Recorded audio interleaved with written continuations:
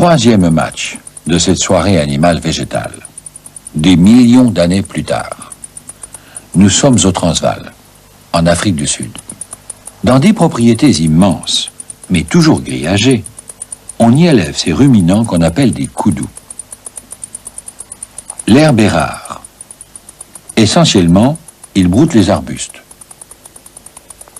Voici l'affaire que l'on pourrait appeler coup dur pour les koudous.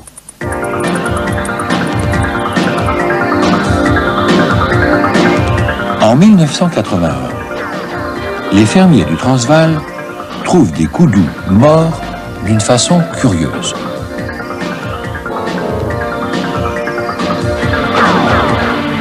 Ils sont morts de faim à côté des acacias dont, manifestement, ils ont refusé de continuer à brouter les feuilles. Certains sont morts accrochés au grillage des parcs. Ils ont voulu fuir. Mais quoi? Hiver 1983. Le professeur Van Hoven transporte sur place un laboratoire mobile.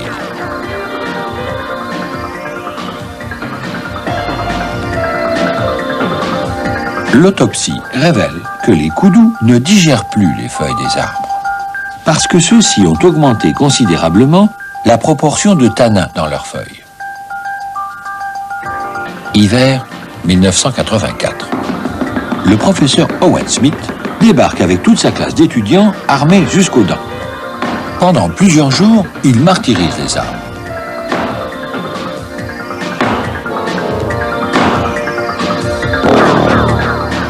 Aucun doute. Un quart d'heure après avoir été attaqués, les arbres augmentent la proportion de tanins dans leurs feuilles de 256% au bout de 2 heures. De quoi rendre leurs feuilles absolument indigestes. Et il faut 100 heures pour qu'un arbre se calme. Mais ce n'est pas tout. Le professeur ordonne à ses élèves d'épargner certains arbres. Et il analyse les feuilles de ces arbres-là. Aucun doute non plus. Un arbre situé à 2 ou 3 mètres d'un autre que l'on a frappé, s'il est de la même espèce, augmente aussi la proportion de tanins dans ses feuilles. Les arbres attaqués envoient donc aux autres des messages d'alarme.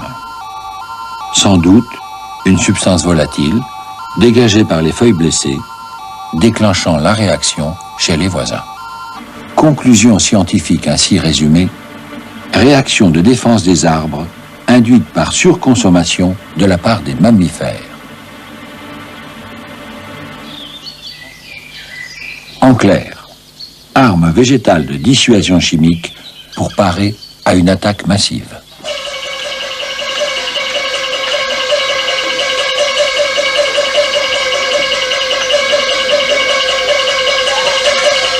Quatrième combat de cet affrontement animal-végétal. Voici la plus impitoyable des fleurs, Nymphaea capensis, la fleur fatale. Comme beaucoup de fleurs hermaphrodites, ayant donc des organes mâles et femelles rapprochés, elle s'arrange pour ne pas se féconder elle-même. Pour cela, elle commence par être femelle pendant 2 ou 3 jours, sans pollen. Pendant les jours suivants, elle est mâle, avec du pollen. Et c'est seulement quand elle est femme qu'elle est fatale. Attirés par un parfum suave, les insectes se précipitent. Voici l'une de ces jolies mouches qui ressemblent à des abeilles et qu'on appelle des cirphes. Elles cherchent du pollen sur les étamines. Non seulement elles n'en trouvent pas, mais les étamines sont cirées comme un parquet. Ça y est, elle a glissé. Elle est tombée dans un liquide spécial contenant un agent mouillant, de manière que l'insecte soit bien imbibé. Mais la mouche ne veut pas mourir. Elle veut s'en sortir. Va-t-elle réussir?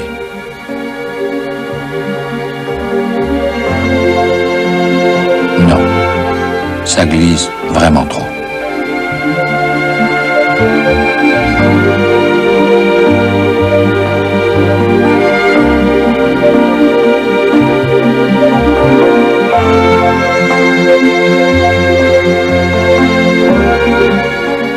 fois, elle renonce.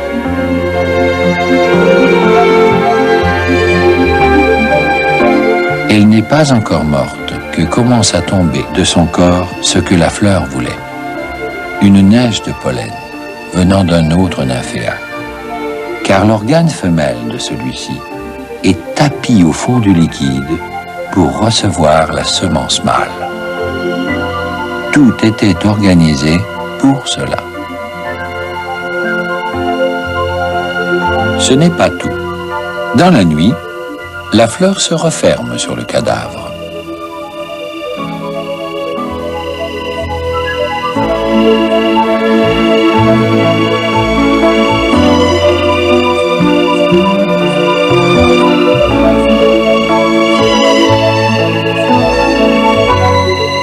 Mais le lendemain et les jours suivants, elle garde ses étamines centrales refermées, faisant un sarcophage à l'insecte qui lui a fait l'amour et qu'elle a sacrifié. Entre-temps, elle a mûri ses étamines, offertes maintenant comme des sucettes enrobées de pollen à d'autres insectes, qui ne risquent plus de tomber dans le piège de la veille et qui peuvent repartir librement avec la semence mâle vers un autre nymphéa. Voilà donc une fleur qui décide, pour sa fécondation, qu'un insecte doit mourir et l'autre non. Car la plante n'est pas toujours le plus faible des deux.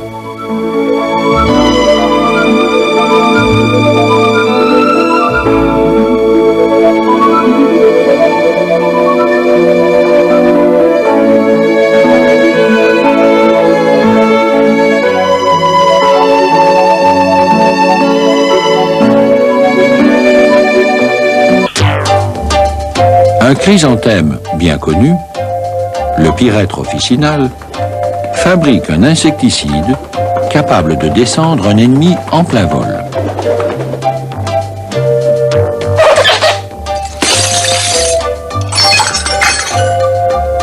L'arme du pyrètre est un gaz volatile dont la formule lui a été volée par l'homme.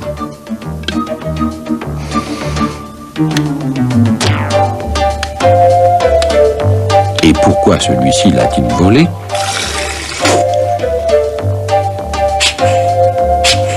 Pour s'en servir contre ses parasites personnels.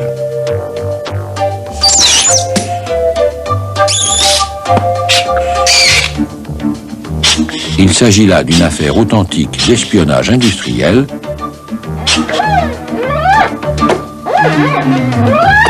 que l'on pourrait adapter au cinéma sous le titre Des chrysanthèmes pour les poux. Quant à cette plante qu'on appelle la casse, on peut dire qu'elle en fait de la casse. Au lieu d'éloigner son parasite, la mouche orientale, elle fabrique du méthylogénol qui excite son appétit, au point qu'elle s'éclate. Mais qu'elle éclate, vraiment. Et si le caféier fait de la caféine, ce n'est pas pour nous réveiller, c'est contre les chenilles. On a mélangé du café à la nourriture de la chenille, ennemie du tabac. À faible dose, elle commence à faire n'importe quoi.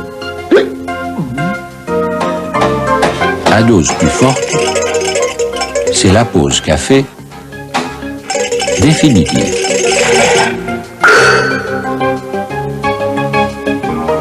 En Australie, les moutons, débarqués au XIXe siècle, n'ont pas encore compris que de belles légumineuses du genre Oxylobium sont empoisonnées. Alors que le kangourou n'est pas dupe, étant là depuis des millions d'années. Comme on connaît ces plantes, on les saute. Et voici l'héroïne, très commune, d'une histoire qui l'est beaucoup moins. Son nom, Pyrochoris, veut dire en grec « punaise rouge ». On y ajoute apterus, qui veut dire sans aile. Pyrochoris apterus est un ennemi des arbres.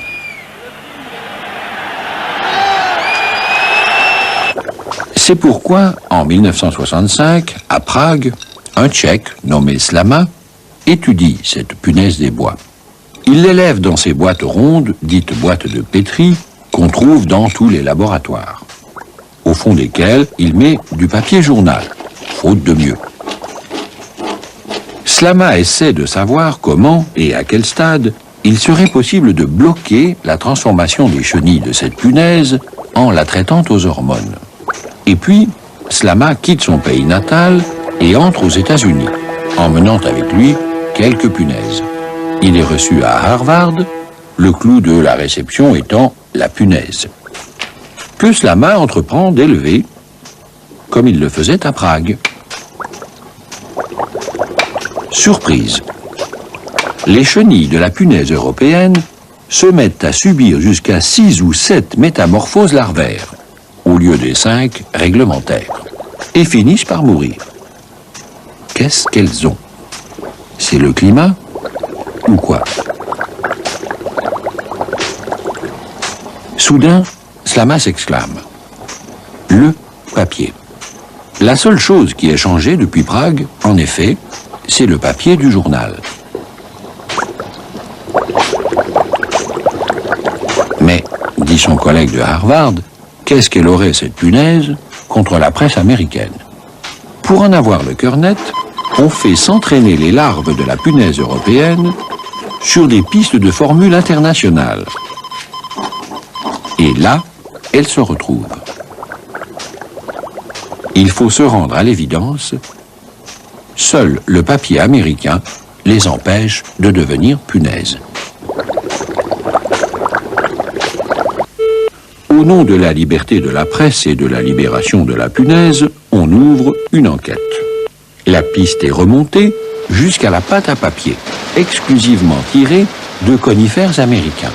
Ce sont eux les coupables. On ne leur demande pas leur papier puisqu'on les a déjà, et on les félicite pour leur ruse. En ayant sans doute par-dessus la cime d'être rongés par des larves de coléoptères,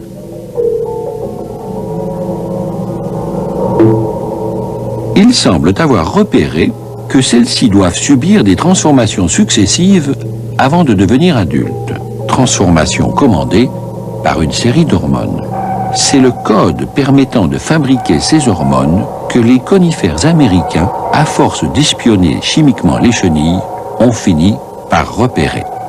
Du coup, ils les produisent aussi, mais à des doses différentes, provoquant un tel désordre que cela les empêche de devenir adultes. C'est cette hormone de combat qui se retrouvait dans le papier américain et qui perturbait les chenilles de la punaise européenne.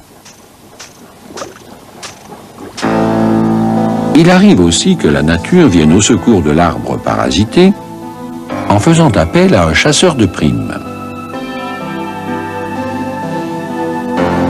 Mais comme toujours, avec ces gens-là, il y a des bavures. Nous sommes ici en Australie, où ce cacatoès, en principe, est en train de délivrer un eucalyptus d'une chenille géante qui le ronge. En fait, ce n'est pas le sort de l'arbre qui préoccupe l'oiseau, car lui, c'est la faim qui le ronge. L'arbre est traité comme une boîte de conserve.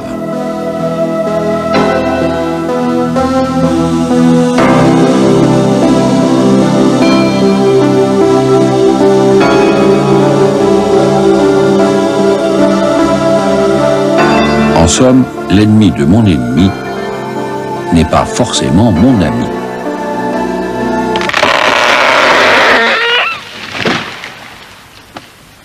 Il arrive aussi que la plante, voulant lutter contre une chenille, finisse par la protéger. Le Calotropis fabrique un poison pour tuer les chenilles qui l'attaquent. Non seulement elles s'y sont adaptées, mais le papillon qu'elles deviennent se fabrique une cuticule épaisse et coriace avec des petits trous destinés à laisser sortir le poison à la moindre pression. Si un oiseau saisit le papillon, il le lâche avant d'avoir pu l'écraser dans son bec.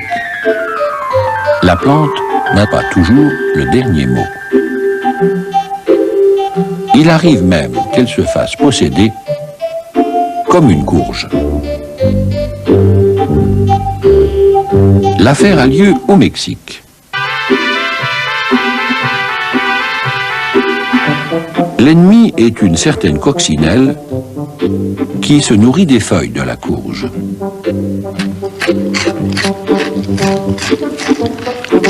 Des analyses ont montré que 40 minutes après l'attaque, la feuille commence à sécréter une substance amère qui la rend incomestible.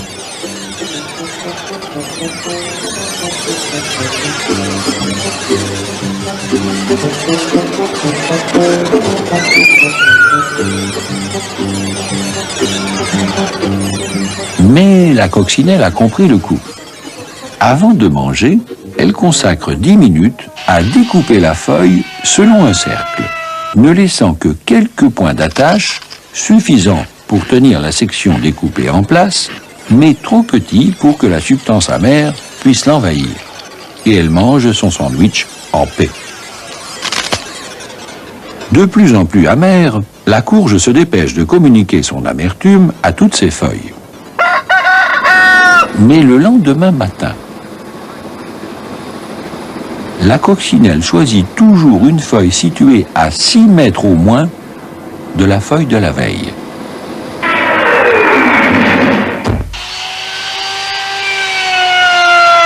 Comme par hasard, c'est la distance maximum parcourue en 24 heures par la substance défensive de la courge.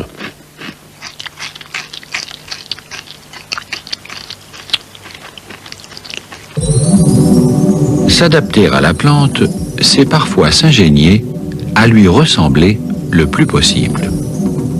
Ainsi, les phasmes, qu'on appelle parfois insectes rameaux ou bâtons du diable.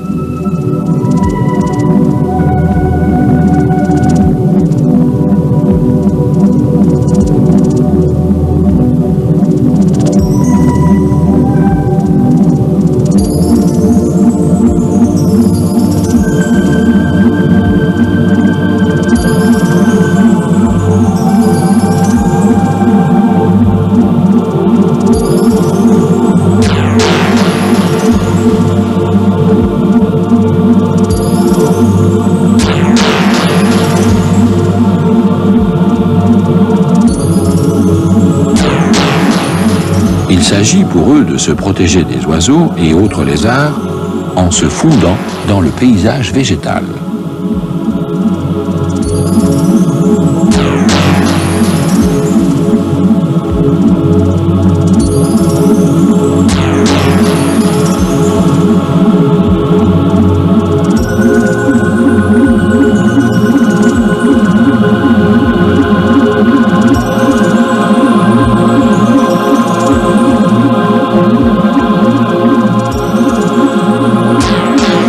Mais les plus confondants et les plus confondus sont les phyllies ou insectes-feuilles.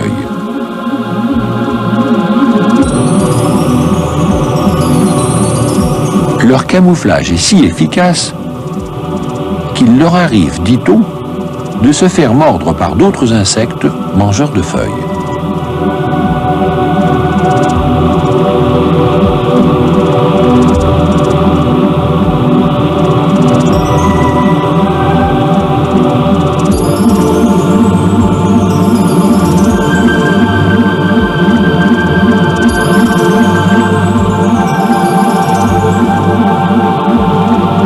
Car le sort de la plante, c'est d'être mangée.